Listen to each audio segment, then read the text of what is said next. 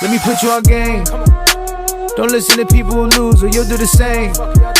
Stop talking to people who don't give a f*** what you saying. Stop spending your money on weed, go hop on a plane. Stop pointing the finger and start taking some. Welcome back to another episode of the Pursuit of Wealth podcast. Today we have a very special guest. It is Kevin Fogg. Kevin is the owner of Vantage Point Home Inspections. And he's one of the younger business owners that I know that I've been able to kind of watch grow over the last few years. So I'm super excited to have him on and share his journey of being a business owner at the age of, you started your business basically at the age of 21. Yeah. So, like how he's kind of grown that over the last few years. So Kevin, first off, thanks for taking the time to come on and do this. I know you're super busy. But share with us, like, where did you always think you wanted to be a business owner, or what were your thoughts when you were growing up?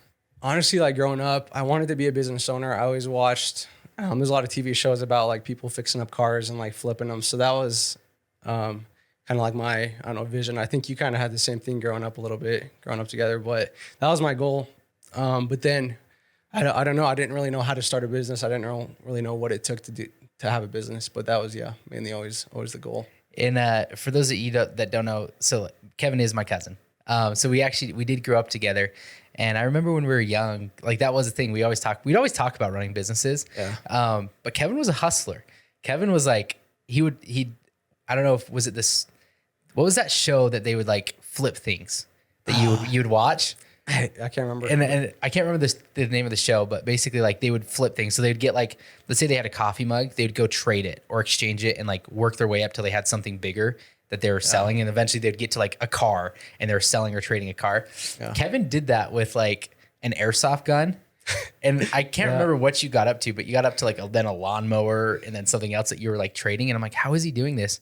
But you started with an item that was like worth $100 and you got to an item that was worth like $1,000 by just trading and exchanging. So I remember that. And I was like, man, this kid's a hustler. So you're always looking to like sell things and trade things, which I thought was super cool. So in high school, what happened after high school? I know you went off to a mission, right? Yeah. After high school, I graduated. I worked for First Call Jewel, in Idaho Falls. So they're basically a plumbing, electrical, HVAC company. So I did that for probably like 6 months. Okay. 2 years. So I worked quite a bit to save up. That way I didn't have to have my parents pay for me to go out there. And I felt like it would mean more, and it did mean more. Saving up to pay for it. So I worked pretty hard with them. And honestly, we can probably go into it later on. But like, that's kind of what got me into like doing home inspections, just that start before the mission. So I saved up and then, I went to Guatemala on my mission and I learned a lot out there. How was life in Guatemala? It's certainly way different than life here, right? I know my first area, once we got out of our training in this building, I went to my area with my companion and we started going around, and the first house I went into was just a cement block house, and their whole house was like the size of our living room. Like it was crazy. So it hit me hard, like right when I got there, how different the world is out there. And like, do they have floors? What kind of conditions were they living in? And what kind of conditions were you living in? Yeah. Honestly, our houses were nicer than everybody else's. Floors were mainly concrete. Some of them were like tiled floors, but a lot of houses were dirt floors too. So it just depended on where you're at. It's not super like poor, I guess how you would point it. A lot of people would think like it's not just like dirt houses, dirt floors. There's nice houses there, but the majority are pretty run down. Yeah, that's crazy. And coming from like the U.S., was it definitely a culture shock for you? Yeah. Culture shock, especially because I was helping out with HVAC, with electrical work, plumbing. And so going from that to Guatemala, I was like shocked with all this stuff that was going on over there. I was like, how is this even like legal to have? Yeah. Like electrical wiring. Yeah. Electrical wires, plumbing running across streets. It was just a nightmare. I remember when we went to Thailand, it was something like, I don't even do electrical or anything, but I'm like looking at the telephone wires and I'm like, there's like 4,000 wires in there. Like that doesn't look safe. Like I don't think I know what I'm doing, but that doesn't look right. So, but that's a lot of the like kind of you'd say those third world countries or non-first world countries. Like they're just trying to figure out how to make things work, and they're gonna jimmy rig and get power to the house somehow. Might not be like the right way to do it, but they're gonna figure it out. So. So you were there for 2 years, right? What was kind of like what lessons did you learn being in Guatemala? If this podcast was like 5 hours, I think we could probably go over everything, but I don't know there's a lot of stuff, But I think the biggest thing that changed me was like talking to people every day. And I got to a point where I was kind of like, I don't know, leading and in charge of other missionaries. So a group of like 30, 40 companionships. So I got to the point where I kind of broke out of my shell, because before the mission, I don't know if you probably remember, but I was like super shy. Like I couldn't even talk to people that I didn't know, even family members. Like I couldn't really have open conversations, just because I think I was like super timid, and I don't know, I felt like everybody was going to judge what I was going to say. But the mission completely changed that. Like I got back, and like I don't even think I was the same guy anymore. So I think that was the biggest thing. Way more confident. Yeah. I remember, so like being a cousin and, you know, picking on Kevin, I knew he was timid and shy. And so whenever you'd speak, I'd try to embarrass him when he was speaking, like in church or something. And he would faint. And so that was like that was the biggest thing. Yeah. But I remember when you came home from your mission, I tried to do it, but like you were confident. You were like that whole timid Kevin that would faint on thing, like wasn't you when you came back, which I thought was super cool. It's like spending those 2 years there teaches. I'm always amazed by those that actually do go and serve those missions, because I think you learn a lot of great skills. Just life skills. As far as like people, you know, typically you're waking up early, you're doing your scripture, your study, doing all that, then you're going to go out and you're like talking to people. And like communication skills is, I think, one of the most important skills people can learn. And I feel like it's kind of a dying art. Most people don't know how to communicate anymore, because all we do is text on the, you know, we don't even phone calls. I have agents that come in and they're like scared to make a phone call. Like, you guys got to make a phone call. Like, oh, I can just shoot them a text. It's like, no, it's not the same. You know how many texts like are misinterpreted because you don't have the tonality. You don't know, like you probably learned this stuff on the mission, like the way you talk and the way your voice is set. Like you're trying to get into somebody's house to teach some things. You have to learn how to properly communicate that. Because if you're just banging on the door like all loud, it's like it's not going to come off the right way. Well, and the mission too, like we're there to like, I mean, we're not there to convince people of what we believe in, right? But we're there to try to change the way they do their entire lives. Yeah. Right. So the biggest thing is communication. Because if you come onto somebody that, I don't know, that might need our help, well, we present our message in a way that kind of offends them, they're not going to open the door. They're going to shut the door immediately and just tell us to move on. So like, that's super important. Oh yeah, for sure. That's cool. And so before your mission, you were working at First Call Jewel. Yeah. So you come home from the mission. What was your kind of first thought? What were you planning to do? Were you going to go to school? Did you like, I'm just going to come home and open a business? Like what was your thoughts when you got home? Yeah, there's a lot of stuff that happened when I got out of school. So when I was in the mission too, towards the end, I guess my dad was talking to you and kind of got into doing home inspections, right? Because there was a need for home inspectors. So he was already kind of doing that when I got here. I mean, he was only doing it for your guys' team of like one or two maybe. So. Yeah, not a ton. Yeah, so it wasn't a lot of inspections. So I came home with the mindset that, okay, maybe I'll try to do home inspections like as a side thing. Yeah. Right, to help me go through college, because that's what my dad was kind of talking to me about. Like, hey, there's good money in it, so you can do that while you're going to college and help pay for it. So I was like, all right, I'll get home, I'll get certified, get trained, and I'll go to college and be an inspector while I'm going to college, so I can help pay for that. So that's kind of like the mindset that I had when I got back. Did you end up going to college at all? Maybe for like a week or two. Yeah. Long story. So when I got back from the mission, I was dating around at BYUI. Right. I was working for First Call Jewel right when I got back to help save money. Doing one inspection probably a month wasn't enough. To help save up. So I was working with First Call Jewel, but I was also going to BYU, kind of dating around.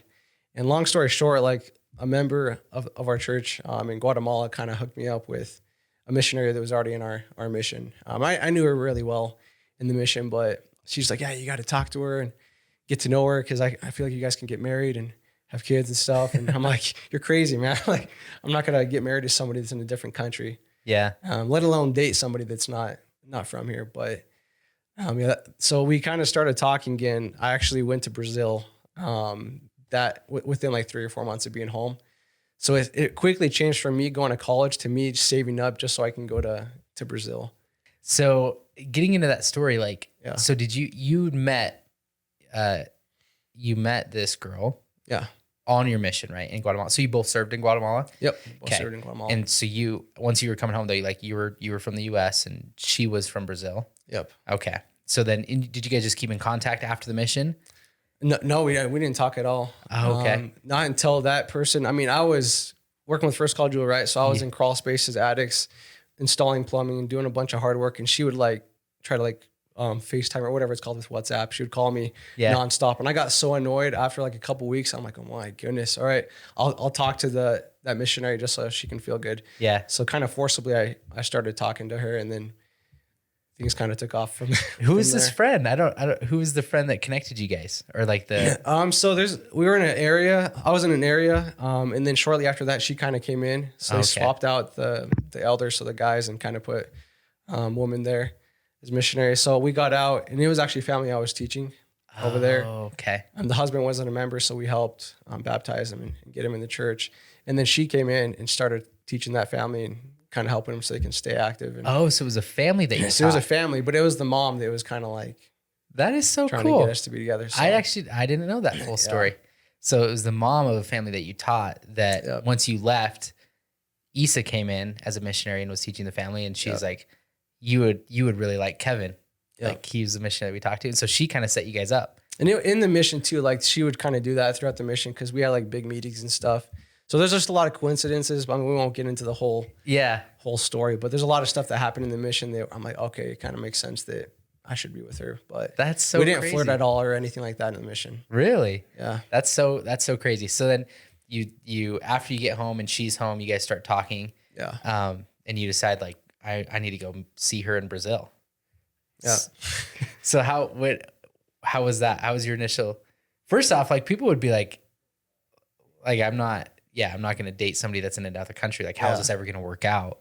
Tell me a little bit about that. So you go to Brazil. Yeah. When was this? Yeah, so that was in December, 2019 when I got back, right before COVID. So we were crazy, man. Like, I don't know. We were kind of dating long distance right before I went over there. And we just kind of felt like, I mean, we should be together, at least dating wise. Right. Yeah. And then I was like, I kind of wish I could have somebody like that for the rest of my life. Like if I could find someone like that here in the United States, like I'd be set. I'm like, some part of me is like, dude, just go get her, man. I'm like, all right. So I went to Brazil, got there, December, and then proposed to her while I was in Brazil. And I had to ask her dad, for his permission to. How long were you there in Brazil? I was there for 2 weeks. Yep. So I kind of went already with the mindset that I was going to propose, but both of us were like, hey, we're just going to date around while we're there together for those weeks and see how it goes. And then at the end, obviously, we felt like it was good. That's awesome. But so that was right before COVID. Yeah. So you propose while you're there. Yep. Then you get home. And then what happens? So I get home. We had everything planned out. We already chose like the ties, the dresses, right? We had everything planned because we had the visa stuff all ready to go. It was already in motion. And the only thing she had left to do was go to the embassy over there and have her interview done. And right when she was about to like schedule that, COVID came and it completely shut down the embassy. And it was shut down for like a year and a half, 2 years. It's crazy. So tell us a little bit about that. So what happened? Like how was, because I remember it's like I remember this all happening and it's like, hey, Issa's coming in this day and like we're going to get married in September and we're all planning. And then all of a sudden like COVID happened and like the whole world's shut down. And so she basically gets stuck in Brazil, right? Yep. How long was that? How long? Oh, that was, about a year and a half. We were engaged for like a year and a half, almost 2 years. Engaged for a year and a half, trying to get her over here so that you guys could actually get married. Yeah. How many, during that year and a half, like how many times did you get to go down to Brazil to see her? I lost count. I think I went over there probably 4 or 5 times. So like, every few months you were trying to get over there to. Yeah. And it's not cheap. To go to Brazil is about $2,000 to buy the tickets. Just in flights. Just in flights. Yeah. Not food, obviously I wanted to help out when I went over there too. So it wasn't cheap. So that affected a lot of the plans that we had too. For sure.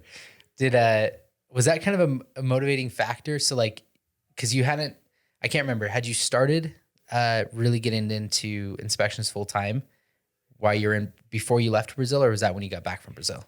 So I didn't really do it full time actually until like 2021. Okay.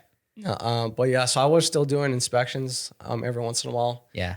So when I left, my dad did a couple of inspections while I was gone, but we didn't really have a business built up, so it wasn't really much for him to do.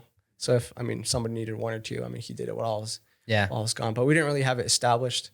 But actually, I left First Call Jewel like before I went to Brazil. And there's a long story with that too. I was happy working with them. They're great people. Yeah. But I just didn't like the idea of like being told what to do. Yeah. Because at First Call Jewel, I was like a parts runner. Okay. And they're all the managers are trying to get me to be like an HVAC guy, a plumber. I mean, because they needed guys. Yeah. So I was going with everybody on these big jobs, obviously helping them install stuff. And sometimes the plumbers would like leave me alone at a job to like install huge like plumbing work, and they would leave and go do another job, which is probably not what they're supposed to do, but yeah. But no. But there was a lot of that happening. I'm like, wait, I'm only getting paid like $9 an hour, $10 an hour. And I was like, okay, if I become like a plumber or whatever, I'm still gonna have to, I'll get paid more, but I'm still have to listen to what other people say. I'm gonna have to go out and do jobs that they tell me to go do. So, I mean, there were just times that I was out there with technicians and they would like tell me, hey, get this part for me, get this for me, do this for me. And they got to the point where I was just like, no, dude, I'm done. Like I was pretty good at doing a lot of stuff I was doing, but I was like, I can't take it anymore. So I quit. And then when I quit before I went to Brazil. So I went to Brazil and I got back and I actually got on with my mom. She cleans INL. Okay. It's like a laboratory here in Idaho Falls. So I got on with her. She's like the main manager there. So she got me on and I actually started becoming a janitor. Not as a full-time thing, but just to like save up to go to Brazil. To keep going. To keep going. Because I mean, I was doing inspections, but it wasn't enough to pay for plane tickets to go back to Brazil. So I was kind of forced to work there. That's an important lesson though. Like starting a business, sometimes you have to start a business or grow a business while you're doing something else. Yep. I think a lot of people think about, and I'm all for the, you need to jump into something full time, but during that transition, especially when you've got you're engaged to somebody that's in Brazil and you're trying to save up money and go see her, building a company can take a little bit of time. And so I think it's Gary Vee that basically says like, work your 9 to 5 and then from 5 on, that's when you build your dream or you build your other business that you want to be doing. Yeah. Some people just don't have the ability that they can jump into something full time. So understanding that if you do want to start a business, you might have to work cleaning offices or something during the day while you build your business during the night, or find a flexible job that you can bring in some steady income while you're trying to build your business. And that just shows like you were doing your First Call Jewel, you're working there while you're doing inspections. Yep. Then you're like, hey, that's not really working. I'm going to go to Brazil, but I also need to come back. And while I'm building my business, I need to do something. So I'm going to go get a job as a janitor. Yeah. Like people look down on that kind of thing, or they're like, I would never do that. Yeah. It's like, okay, well, do you want to just stay where you're at then? Or like, what is the solution? I like that you weren't afraid to say, hey, I'm going to go do this while I build it. Yeah. How long were you doing both, like the janitor stuff plus the inspections? Yeah, so I was doing that probably about. I was blessed to have my mom as the manager, right? Yeah. And like the main guy, he's awesome. Like I could leave whenever I want. I could come back whenever I want. And this was through COVID, so there was no one at INL basically. So it was pretty easy to clean the building. But yeah, I was there probably for about total like maybe 8 months. Yeah. So I was off and on kind of working there. So and you found something that was flexible. Yeah, like, that's hey, the big one. Here's what I want to build my business, but I need also some income. So let me find a job that is going to allow me that flexibility to do both. When I got licensed for real estate, I went and worked for Mountain View Hospital in like their billing department for 6 months, 6 or 8 months, something like that. While I was just kind of saving up money, got my license, and then like jumped into it because I knew like first I was like working at the bank and it wasn't what I wanted to do. And I wasn't going to have that same kind of flexibility to get rolling into real estate. And so I went in and worked at the billing department because I had connections there too. And I had a little bit more flexible schedule. But you just have to do that. You're not, sometimes you got to sacrifice and you're going to have to work 2 jobs while you're building something. And that's okay because it's not forever. It might be for 6 months. It might be for 8 months. It might be for a year. It might be for 2 years. But just remember why you're doing it. It's because you wanted to get into inspections full time. That was like your goal. And you got there. So now running it, how long when did you jump in full time? Full time, probably honestly 2021. It was right before I actually got my wife here. So it was like right when we got the go ahead. It was a long story of how we got her here. We sued the government over there in Brazil. So we did a lot of stuff to get her here. But once we had the go ahead, I was like, all right, this is full swing. Like she's coming. I got to build this thing so that when she gets here, like we'll actually have a business. Yeah. Is there some? Can I touch a little bit more on INL? So there's a lot of stuff that I learned at INL. I was a janitor there, and INL is a pretty clean building, but like there's a lot of days that I was there like scrubbing toilets, and like it was rough, man. Like it was tough. Yeah. And like I had the vision. Yeah, I've got this business that I built. Right, the logo's on my truck outside in the parking lot. Yeah. But I'm sitting here scrubbing toilets for people. They cared for us, right? They had respect for us, but yeah.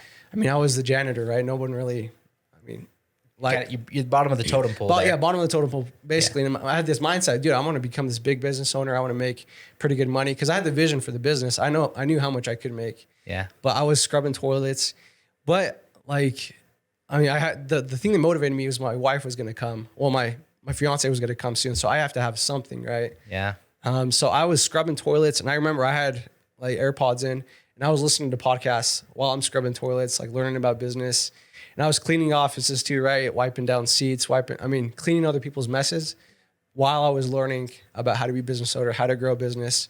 Alex Hormozy, I was listening to him while I was a janitor. Yeah. So there was that part. I think a lot of people should probably, know that. Oh yeah. While you're I don't know, building the business and working another job, like you were saying, it's not going to be easy. Yeah. You might be doing something that sucks, right? Yeah. But as long as you got that mentality that, hey, like, yeah, it sucks right now, but here in like 6 months, a year, it's going to get really good. I'm not going to be scrubbing toilets. Like that was my motivation. Yeah.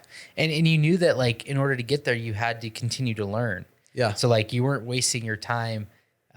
You found a job and you could listen to podcasts while you're doing it that would progress your knowledge about business so that when you are ready or you have the money saved up to jump into it, you can do it and you know what you should be doing.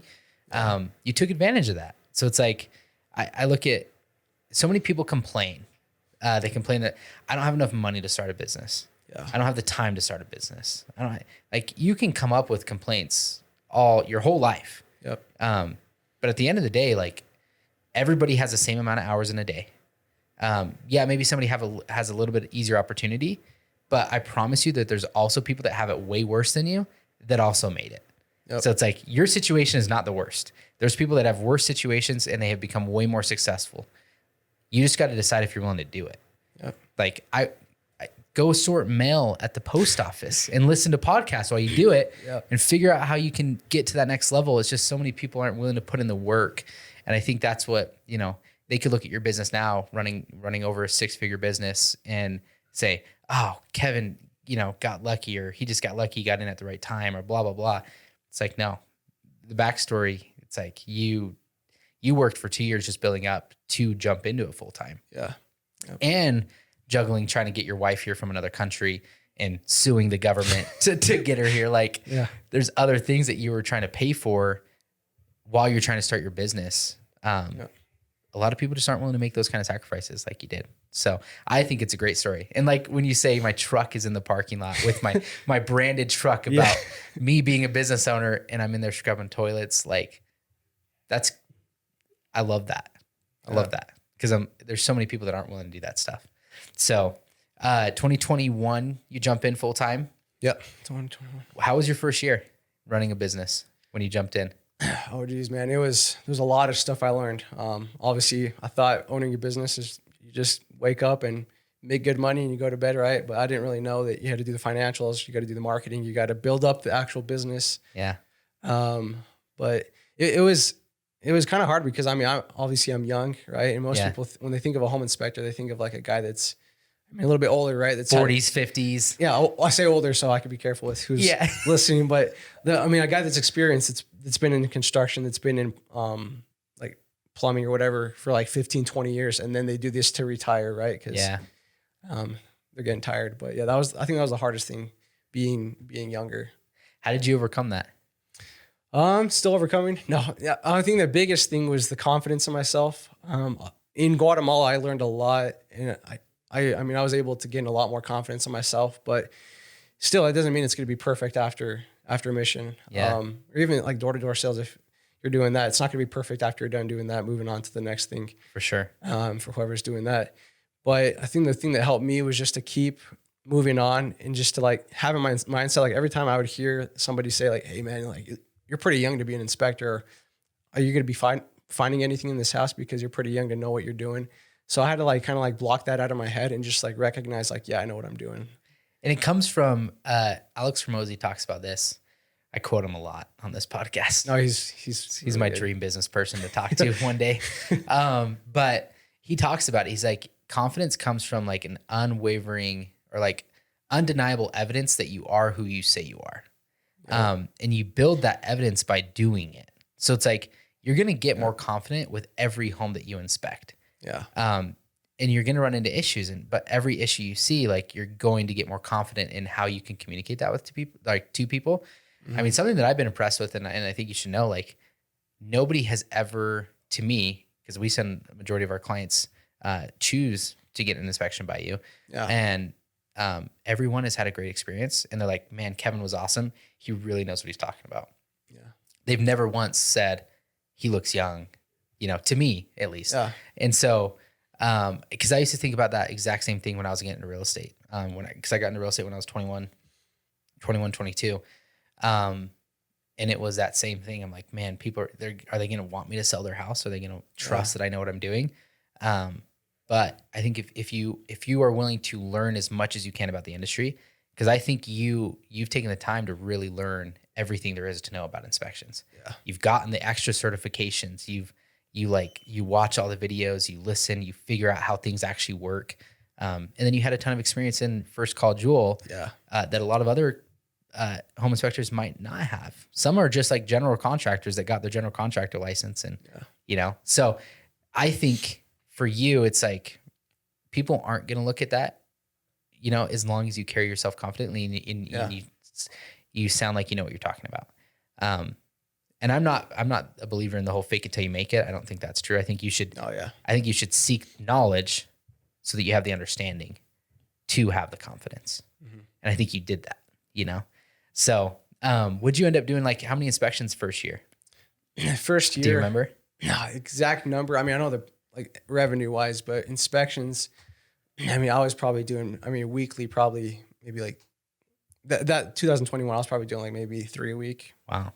2 a week. Which is good. Which is good, right? But it wasn't a ton. Do you mind sharing your revenue?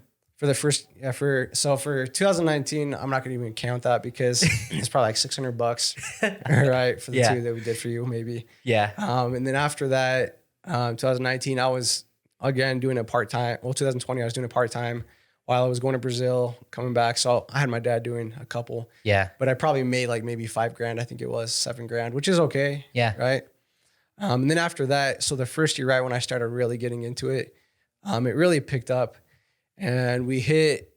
It was about 84,000. 84,000. That was about from March to the end of the year. And that's when I said, hey, we're gonna kick it into gear. Like we gotta build this. It's starting to get some traction. We got get some traction. So when we started hitting those numbers in the summertime, I was kind of confused. I'm like, how is this actually coming into my bank account? I'm like, is this real? Yeah. But yeah, I started picking up after that. That was 2021. Yeah, 2021. So 2019, 2020, 2021. So that was like basically 3 years into running a business. You know, beginning you're kind of doing it part time, but year 3. And so now that was 2021, so 2022, 2023. So you've been in it for 5 years now. This year will be 5 years. Yeah, coming up. What'd you guys do last year? Do you remember inspection wise? How many inspections you did last year? Inspections total, I think we're about, I mean, this is just rough, probably about 250. Wow. 280, yeah. And what is that in revenue? Revenue, about 130. Wow. That's awesome. And what I want to correlate for those that have like been listening to these podcasts is almost every guest I've had on that's running a business, it's year 4 and 5 where they really start to make it like you hit that kind of growth curve and you start to see your hard work paying off. If you're starting a business and you just think it's going to happen overnight, year 1, there's some that do. It's pretty rare, but pretty rare. They're like, you're going to have to be putting in the work for a few years. And I see that with everything. Like me and Edgar talk about it all the time with content. You know, so many people want to just post one podcast. They want to do like one video walkthrough of a listing or do one video post and expect it to go viral. It's like, Yeah. I expect to run. I don't expect to have really any viewers or subscribers or listeners to this podcast for probably the first few years. It's like, yeah, we have some, we have a decent amount, but I don't expect this to really do anything for me for a few years. Yeah. It's just something that I enjoy and something that I want to build. And so you can't get into something and just expect a return right away. I think it's awesome that you put your head down, you figured it out, and like year 4 and 5, like you're crushing it now. You finally hit that exponential growth curve. And the book Atomic Habits talks about like doing things, doing the little things and over time. Yeah. But you go through they call it the valley of despair, where year 3, you could have been like, man, I only made like $1,000 year 1, 7,000 year 2. Like, yeah, I'm just going to give up. And most people do give up at that time. And I was actually thinking about giving up. I'm not going to lie, at first. And when I was doing inspections, I mean, not the revenue and stuff, but actually doing the inspections, like doing the reports on my phone, finding issues, having clients talk to me and ask me questions. Like I could do all those things, right? I knew a lot about houses when I started off. That's why I got into it. Yeah. So I could answer questions, but then I was getting so stressed out on answering questions and doing the report, or just taking pictures and then, oh man, I got to go home and do this report. And it would take me so long to do the report, basically because we had an old software that was, pretty crappy. But even when we got the new one, I was spending, all my nights doing reports. So it got to the point where I'm like, dude, I don't want to do this my entire life. Like this is terrible, right? Yeah. But it got to the point where Alex Ramosi says it too. I quote him because I like watching him too. But I can't remember exactly how he says it. But like if you do something enough, it's almost impossible to like not get good at it. So right when he said that, I was like, dude, this guy's onto something. So I'm just going to do it, even though it's sucking right now. Like if I do this enough, maybe it'll get easier. And it did. Like months went by and slowly like things started to get easier. I started having more time in the evenings. I'm like, oh wait, he was actually right. So the more I actually did those hard things, it became easy for me. And now it's nothing.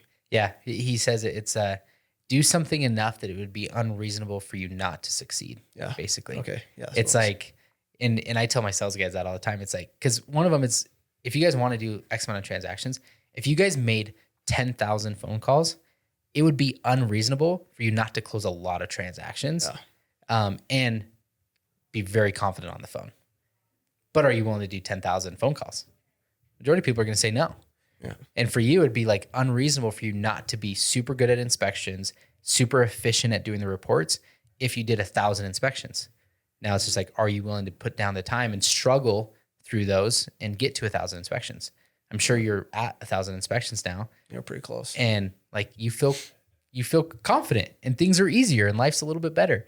Not that you're not working just as hard, but like it'd be unreasonable for you not to make now, like honestly, and I tell you, like it'd be unreasonable for you not to make 6 figures now with the way that you're progressing. Yeah. And that's probably going to be for the rest of your life. You know that, hey, I put in the work leading up to this.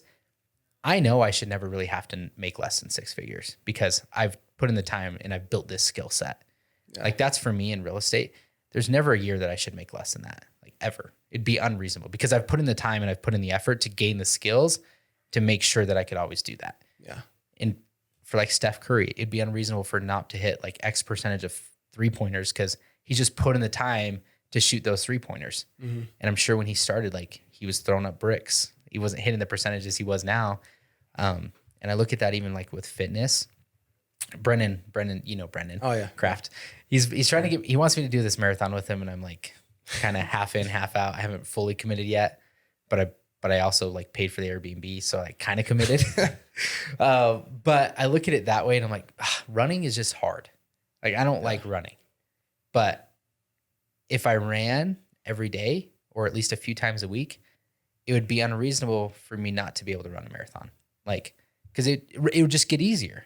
Yeah. And that's with everything in life. Like if you just do it enough, it gets easier, but it's going to suck at the beginning. Me running 3 miles, 6 miles, 8 miles sucks at the beginning because it's just, I'm not good at it. And my body's not like formed a good habit of running. But if I put in the time and I do it, it will, and it'll get easier. And I'll be able to run 13 and more miles without like struggling the way I'm struggling now. So I just thought of that when you were talking about the inspection thing. It's like, it's the same thing. You know, you're going to get better at it as you do it. Dude, that's so cool though. Year 3, 2023, what are you on pace for right now? Or Humbly, year 5? yeah. So right now we're about 98,000 for the year. So That's incredible, dude. coming And in you're June. only into June. You're only 5 months in. Yeah, yeah. And so my wife's pregnant, right? So I mean, that's with taking about a couple mornings off a week to be with her and to go to like these appointments with her. So that's another blessing of having the business. I can choose to take Build that your time off, schedule. but still it's a hustle when I'm not there. But yeah, we're at 93 and goal hopefully towards the end of the year, hit 180 or 200. That's the goal. But, Oh yeah, we'll make sure you get to 200. We'll push. That's awesome, dude. That's so cool. That's like in your 25, almost 25. Yeah. 24 almost still. only 24. Yeah. It's incredible. But it just shows that you could have just gave up and went and got a comfortable job at, when you were cleaning those toilets and be like, this just isn't going to work. I'm just going to go get a comfortable job and make 15 to 20 bucks an hour. And then you'd be capped. You'd be making 50, 60 grand a year. Yeah. Or you could struggle for 3 years, figure out the skill set, and now look at you. You have the potential to make $200,000 in a year. Like, a lot of people will never make $200,000 in a year. I was actually calculating the math the other day because I was looking at houses in St. George and everything was over $1 million. And I was like, how does anybody afford all these? Because then I started thinking of the math. I'm like, okay, what does the average person need to make to afford $1 million home? And like typically, depending on your other expenses, it's around like 200 to 250,000 if you want to buy it. And that's that you should be making if you want to try to purchase $1 million home, given the mortgage payment on it. And so, but then I'm like, okay, let's look how many people in the world or in the country make $250,000 or more a year. And it was very minimal. Like you're in the top, I think it's at least in the top 10% or top 5%. I can't remember if you make over $250,000 a year. And I think in order to be in the top 1%, you have to make about $400,000 or $450,000 a year. Oh. But it's just crazy. Like you're only 25 and that's all ages. So it's like you're already in the top, potentially, going to be in the top 10 or 5% of income earners in the US, but it's because you took a risk on yourself. You're like, I'm going to go through the shit and scrub shit until I can get off on my own and build my own thing. Yeah. I'm not going to be capped too. Cause I have so many friends that are always like, I want to start a business, but they're comfortable with where they're at. It's like, well, you're probably gonna have to take a pay cut and struggle for a little bit if you do want to start a business. But 5 years from now, it could really pay off. Yeah. So what's been the hardest thing about running a business, do you think? Running a business, honestly, is the hours that I put into it. I know a lot of people, the joke was like, oh yeah, you quit your 9 to 5. So, you can get more free time, right? But you're working way more than those 8 hours. But yeah, the hours is definitely, I don't know. It's hard, but it's also not hard at the same time. Cause it's hard because, right, I get home from work, I finish inspections. Like the other day I got done at like 7:30, 8. The agent's like, oh man, you work like crazy, man. Like you got long hours, right? I'm like, yeah. And then little does she know I'm going home to do those reports and answer calls, answer emails, because I don't have time to do that during the day. So there's a lot of like hours that you put into the business. And then at this point, like I've got the mindset, I think probably the same kind of mindset you have. Obviously you're way ahead of me, but I'm doing this right now. That way, when I start getting things situated, I can hire people on and have more free time down 100%. The road. But the big thing right now is the time that it's taking. Yeah. You're going to be, me and Bree talked about it a few podcasts ago, but because we're kind of time poor right now. Yeah. Similar to you, you might feel time poor. You're like, I'm making some income and I'm getting revenue, but I don't have as much time as I want. There is that gap. You're going to have that gap because you've got to build up the business enough. You can't just hire too early. So it's like, you got to have enough come in to then bring in that hire where then you'll get some of your time back. Yeah. And then you'll get busy again because other things will just get added to your plate and you'll have to make an additional hire. But you just you're building the foundation of your company. And you're going to be able to scale that out. And so it's like, it's going to be another few years of maybe you working really hard and getting the right people in place. But ultimately, it's like the vision, it should be that you kind of run this organization and you've got maybe a few inspectors that work for you and you're kind of managing from a higher level. And you're not crawling into crawl spaces and doing all that stuff. Yeah. But the only way you're going to get there is by doing it now. Like you have to learn everything about your business before you can hire people to just come into it. So I think you're doing all the right things, but it can sometimes feel like it's a lot, especially when you're working at 9, 10 o'clock at night to finish out reports and send emails. And I think about that too, but I like what you said. It's like, it's hard, but it's not, because part of it is if it was for somebody else, it would suck. Yeah. But I always remind myself, this is for me. It's for my business. It's for my future. So me responding to this email at 11 o'clock at night, it's like, it's going to help provide me more opportunities in the future, because everything that I'm putting into this business is to help me grow. Yeah. So not help somebody else grow. Yeah. So what's probably the one misconception that you've had when you started that wasn't true, maybe? Like, and I guess a better way to phrase that is, was it as easy as you thought getting into it, or was it kind of a wake up call when you started running the business? Yeah, that's actually good. Definitely not as easy as I thought it would be.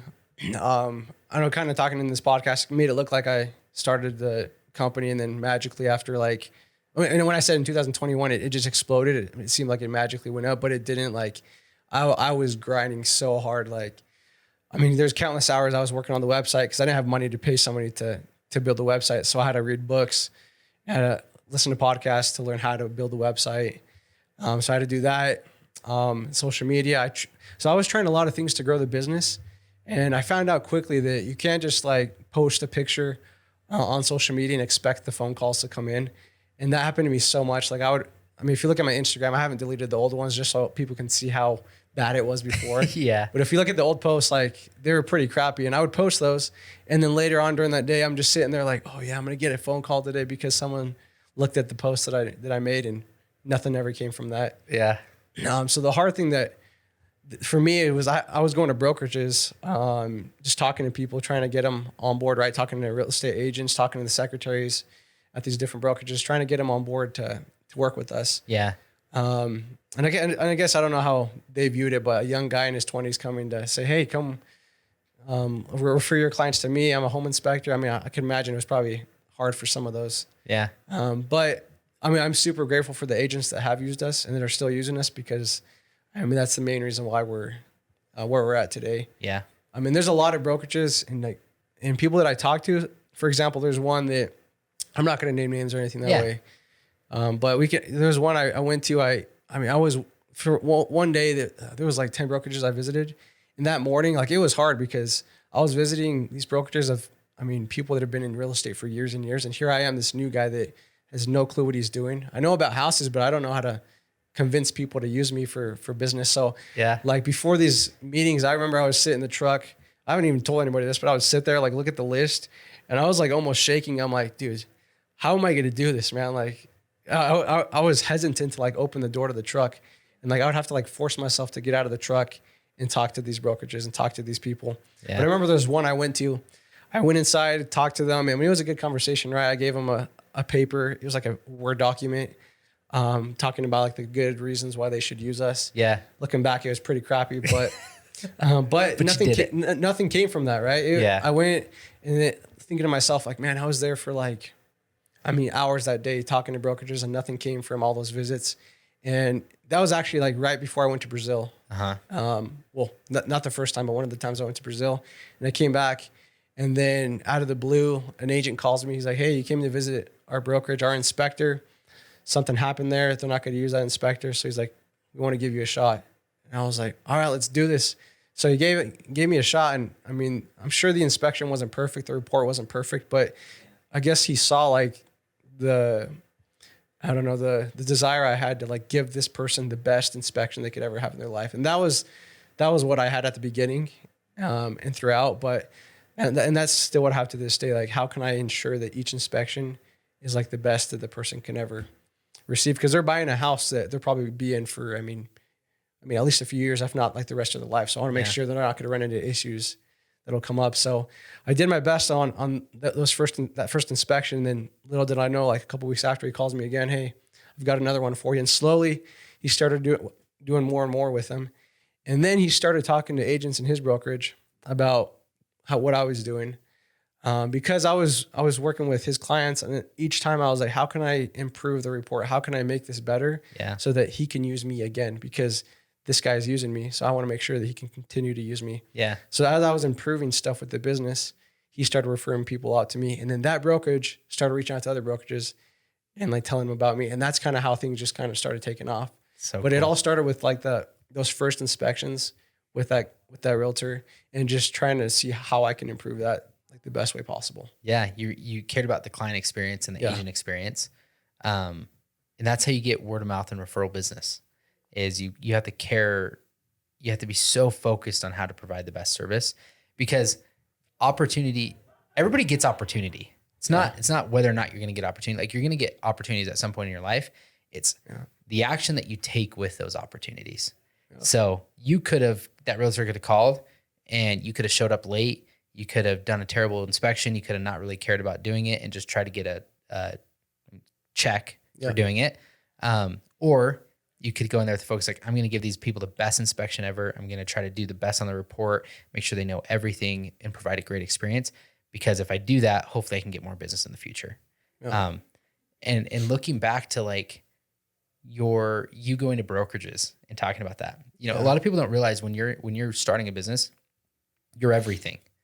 You're the marketing department. You're the sales department. You've got to do the sales funnel and generate business coming in, but then you also got to service all that business, and then you've got to get the reports.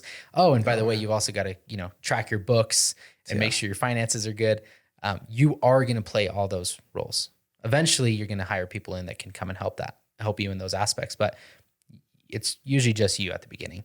And a lot of people don't think about that. You're like, I can inspect homes, but you probably didn't think about like, but who's going to use me to inspect homes? I've got to go network and try to convince people to use my company and like do branding and marketing and post on social media. You probably didn't think about a lot of those things up front, because I get agents all the time. They're like, I can sell a house. Like, cool. Who's going to use you to sell a house? They're not just going to call me when they see that I'm licensed. No.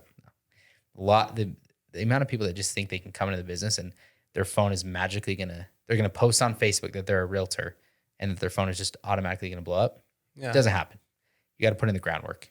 And I know some realtors, and with me, I know some realtors that have told me, oh man, I've got this family member that knows I'm a realtor, and they ended up using somebody else. That's happened a few times with people I talked to. And that's what happened to me at the beginning.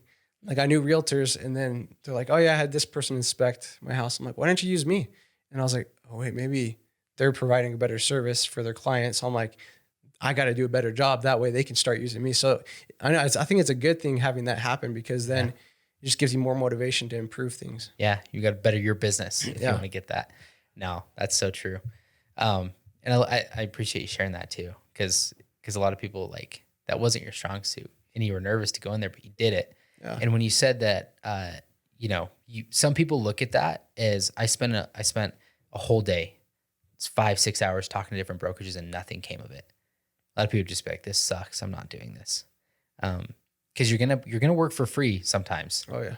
Like my agents work for free all the time. Like, they could look at it and be like, oh, I went on this listing appointment and nothing happened of it. Like, I just wasted an hour. Or I sat at an open house on a Saturday and I just wasted 3 hours because nobody came. It's like, nothing's a waste. No. You're bettering your skills. You're bettering your knowledge. Like, what else are you doing? You could have been like, that's a waste. I'm just not going to go talk to brokerages anymore. Okay, well then what else are you going to do? How else are you going to generate business? So I think about it as like, you've got to be willing to know that everything that you're doing is it'll open doors eventually. It's going to provide opportunities eventually. Nothing is a waste of time because you're learning or you're gaining more skills or knowledge by doing those tasks. And eventually they're going to pay off. I've always seen that even when I think something wasn't, I was like, might have been a waste of time or it wasn't worth it. I'm always like, well, I don't know, because something could eventually come of that one day. In some weird roundabout way, something might happen. And I think that the universe works in your favor. And then the more good you put out into the universe, the more good you'll get back. Yeah. And so I never look at anything as a waste of time. And it drives me nuts when a business owner or an agent or anybody says, I'm not going to waste my time with that. It's like, how do you know it's a waste of time? You don't know what could come of that. Yeah. Some of my best clients have been like, I sold a $10,000 trailer, but then helped them buy a house, then helped them sell that same house and help them buy another house. And then they referred me 5 or 6 clients. Yeah. So I'm like, I could have said no to selling that $10,000 trailer because would have been a waste of time. And my commission was like $200 and something dollars. And I actually didn't even take a commission on that. Or I could just say, yeah, I'm going to do that because they need my help. I'm going to provide the service.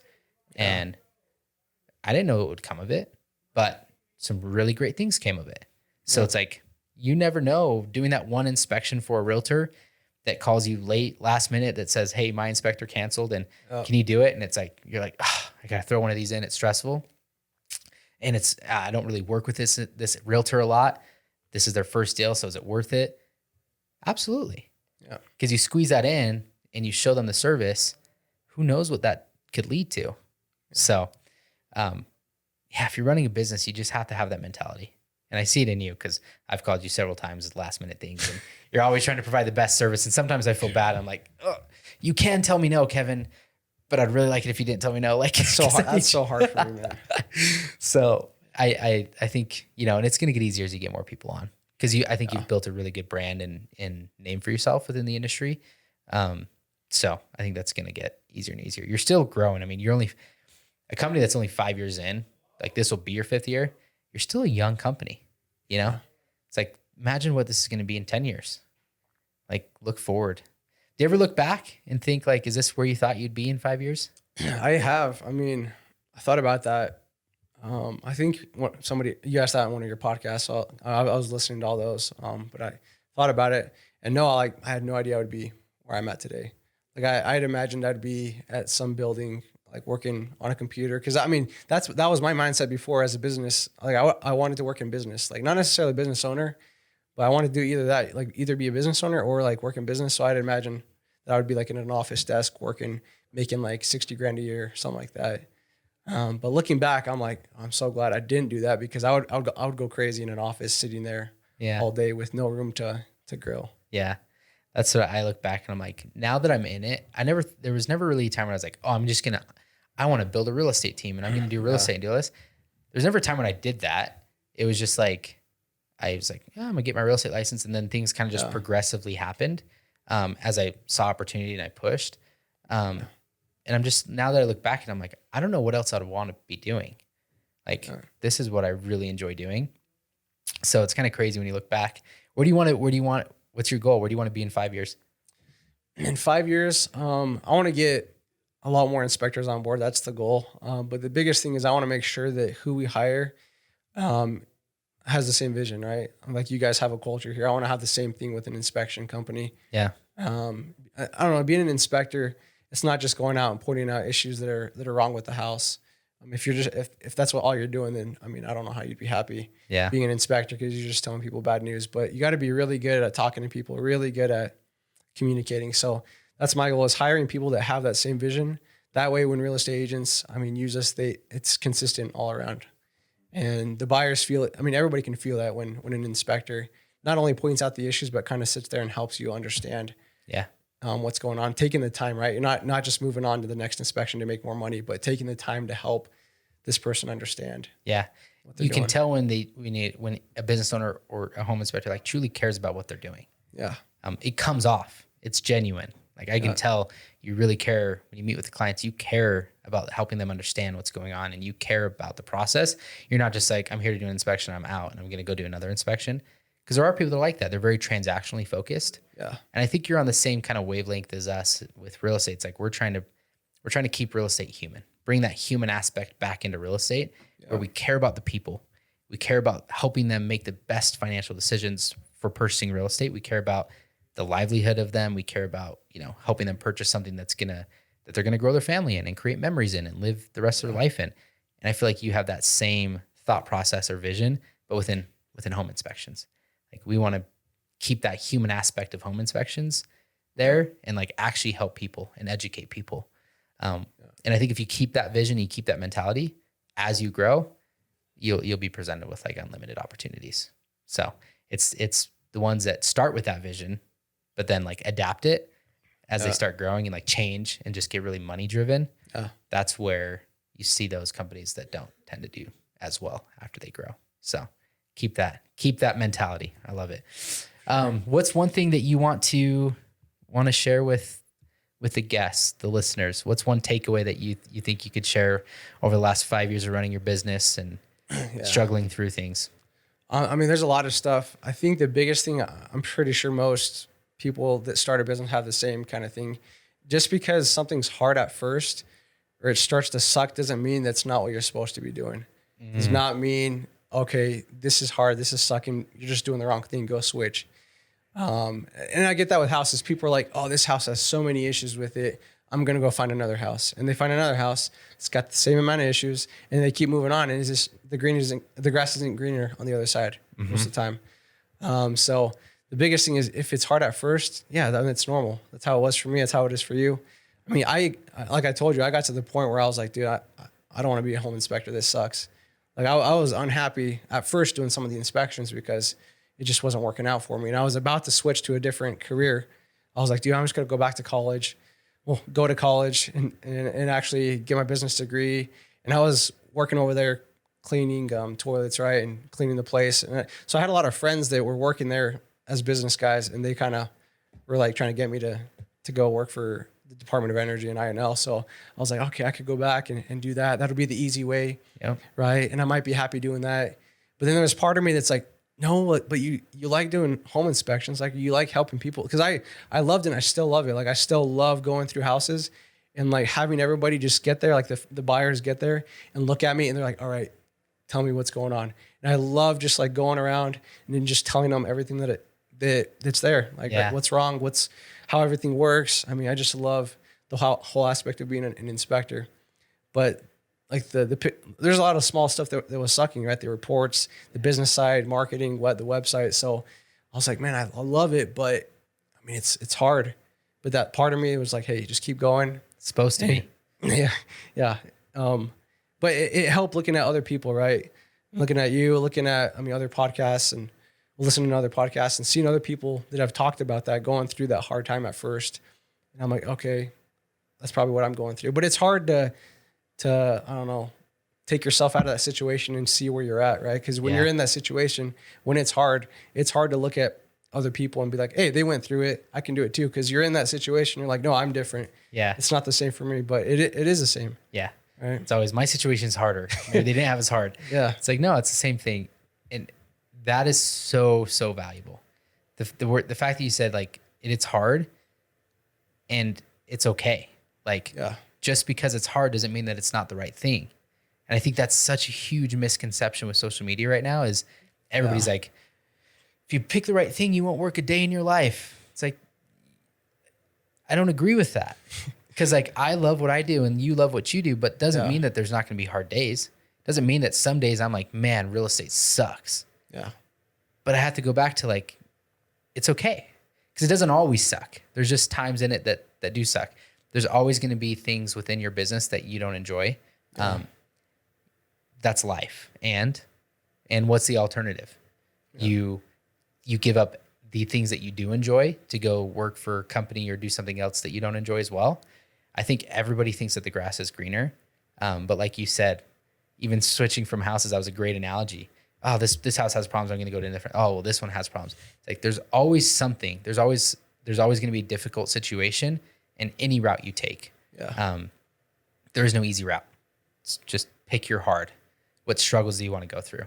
So that is a great piece of advice to leave with the listeners. So I want to thank you for coming on, Kevin. Yeah, thanks. We'll have to get you back on and do a little recap of where you're at, a year or so from now. Yeah. Because I'm excited. I think you're going to continue to grow and you're going to continue to see those hit new levels that you probably didn't even know were possible. So where can people find you on like Instagram or what's your social media handles? Yeah. So I switched it. Now it's Kevin _ home inspector. Okay. On Instagram, Facebook and TikTok. I kind of slowed down with the posting, but I'm going to pick up here pretty soon. I had a couple builders that weren't happy with some of my posts. So I kind of slowed down, but I'll get don't let that stop you. No, we'll get yeah. You've had a couple viral TikToks. So yeah. You know, go check out his TikTok page and his Instagram page. He shares videos of things that he finds in homes that you'd never think you'd find in homes, but you do. And that's why you need to get a home inspection if you're ever buying a home.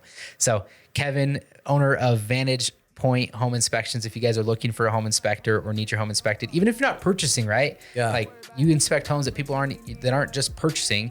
They just want somebody to come and make sure their home is functioning and running properly. You can get a home inspection then too. So definitely check them out. Cool. Appreciate you, Kevin. Until next time, guys. We'll catch you later. Don't listen to people who lose or you'll do the same. Stop talking to people who don't give a what you saying. Stop spending your money on weed, go hop on a plane. Stop pointing the finger and start taking some of the blame. Let me put you on game. Control your emotions, most of the time it's really not worth it. Don't be ashamed and beat yourself up for not being perfect.